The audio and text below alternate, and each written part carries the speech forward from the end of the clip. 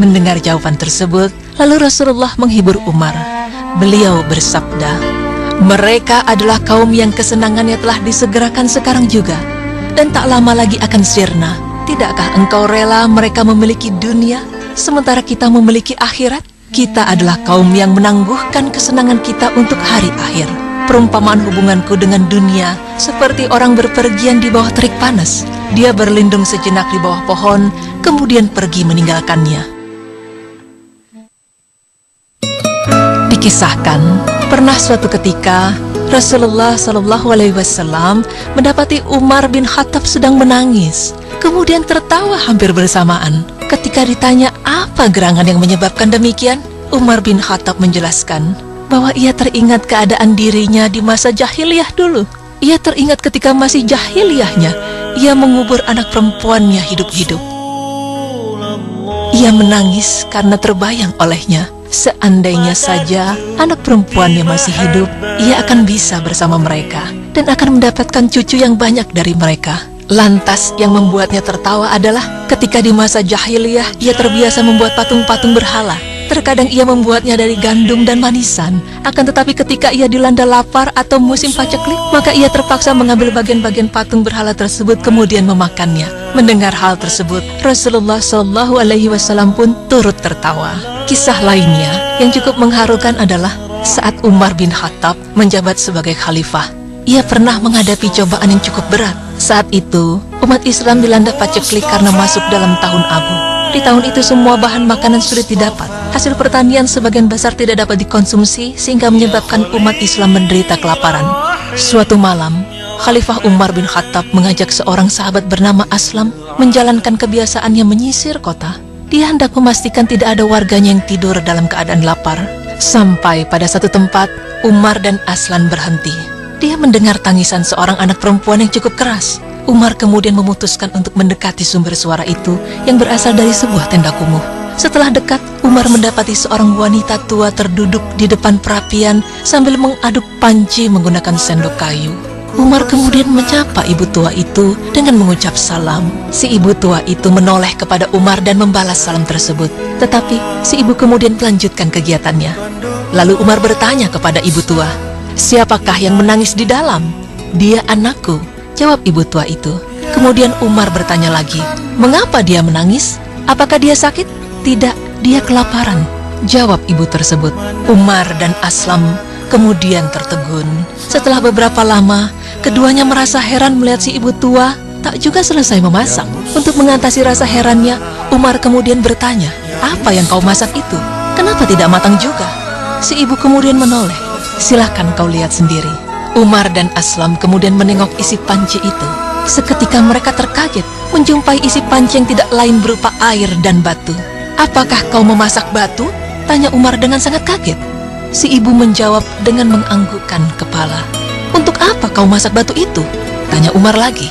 Lalu ibu itu menjawab dan membuat hati Umar hancur mendengarnya. "Aku memasak batu-batu ini untuk menghibur anakku yang sedang kelaparan. Semua ini adalah dosa Khalifah Umar bin Khattab. Dia tidak mau memenuhi kebutuhan rakyatnya. Sejak pagi aku dan anakku belum makan sejak pagi. Makanya kusuruh anakku berpuasa dan berharap ada rezeki ketika berbuka. Tapi hingga saat ini pun rezeki yang kuharap belum juga datang. Kumasak batu ini untuk membohongi anakku sampai dia tertidur. Sungguh tak pantas jika Umar menjadi pemimpin. Dia telah menelantarkan kami." Mendengar perkataan itu, Aslam berniat menegur si ibu dengan mengingatkan bahwa yang ada di hadapannya adalah sang khalifah. Namun Umar kemudian menahan Aslam dan segera mengajaknya kembali ke Madinah sambil meneteskan air mata. Umar pun menangis. Sesampainya di Madinah dan tanpa beristirahat, Umar langsung mengambil sekarung gandum. Dipikulnya karung gandum itu untuk diserahkan kepada sang ibu. Melihat Umar dalam kondisi letih, Aslam segera meminta agar gandum itu diangkatnya. "Sebaiknya aku saja yang membawa gandum itu ya Amirul Mukminin," kata dia. Dengan nada keras, Umar menjawab, "Aslam, jangan kau jerumuskan aku ke dalam neraka. Kau bisa menggantikanku mengangkat karung gandum ini, tetapi apakah kau mau memikul beban di pundakku ini kelak di hari pembalasan?" Aslam pun tertegun mendengar jawaban itu. Dia tetap mendampingi khalifah mengantarkan sekarung gandum itu kepada si ibu tua. Ya, Umar bin Khattab memang terkenal gagah perkasa sehingga disegani lawan maupun kawan. Bahkan konon, Dalam satu riwayat, Nabi Muhammad SAW menyebutkan kalau setan pun amat segan dengan Umar, sehingga kalau Umar lewat di suatu jalan, maka setan pun menghindari lewat jalan yang lain. Karena itu, kalau Umar sampai menangis, tentulah itu menjadi peristiwa yang menakjubkan. Kisah menangisnya sang singa padang pasir ini tak berhenti sampai di sini. Luluh lantahnya hati Umar hingga menitikkan air mata terjadi ketika Umar mengangkat Sa'id sebagai gubernur Hims. Umar bertanya kepadanya, "Aku akan menetapkan gaji untukmu."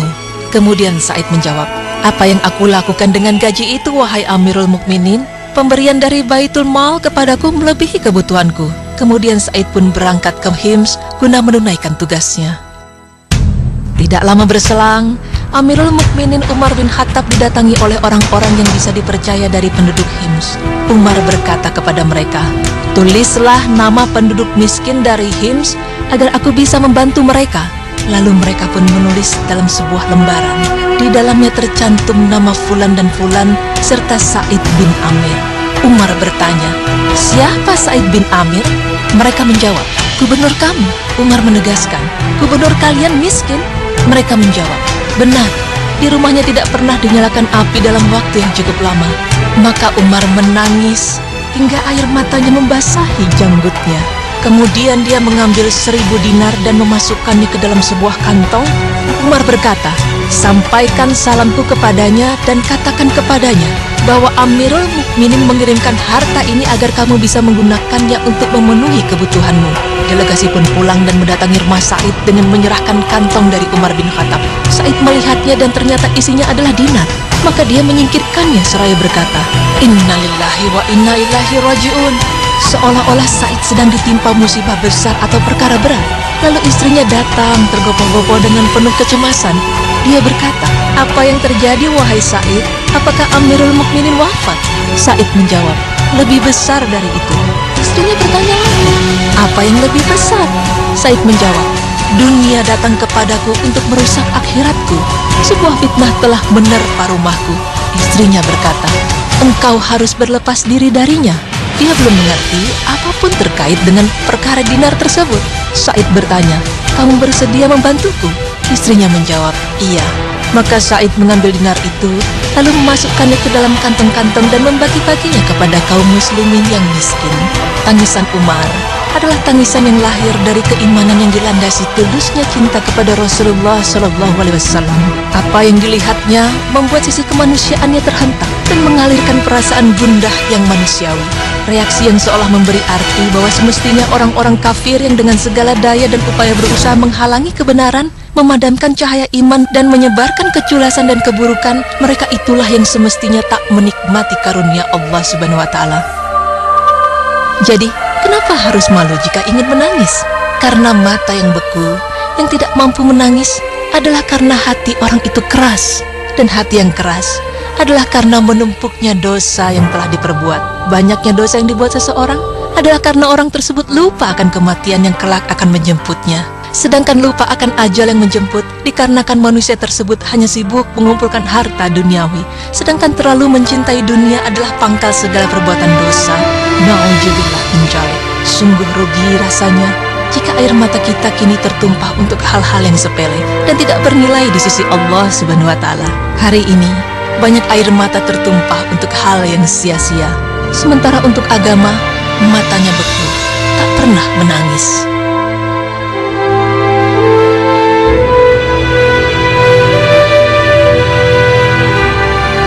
Masya Allah, sang singa padang pasir pun bisa menangis ya Wisnu. Iya. Jadi Umar bin Khattab radhiyallahu anhu ini menangis ketika melihat Rasulullah dalam kondisi yang menyedihkan, Iya. tertidur di tikar sampai berbekas di punggungnya. Lalu ketika beliau mengingat pernah menguburkan anak wanitanya di zaman jahiliyah. Jadi ya Allah, jadi memang semua manusia pun pada hakikatnya bisa menangis dan itu wajar. Benar sekali sih. Jadi memang ketika seseorang ya, apalagi kita tahu ya, seorang Umar bin Khattab radhiyallahu anhu itu begitu gagah perkasa, keras sekali beliau ya, tapi sangat lemah dan lembut hatinya. Ini menunjukkan memang ketika seseorang itu mempunyai kelembutan hati, itu gampang sekali menangis kalau melihat hal-hal yang memang menyedihkan, dalam arti ya seperti hal seperti itu tadi gitu ya. Betul. Masya Allah. Sekali lagi memang menangis bukan berarti tandanya cengeng, tapi mungkin adalah kelembutan hati seseorang. Masya Allah. Oke, setelah ini janji kita tadi akan memberikan liputan mengenai wisata kuliner di Madinah yang dilakukan sama Syahri Gunawan. Enak banget di kambing nih. Jadi jangan kemana-mana, tetap di Berita Islami Masa Kini.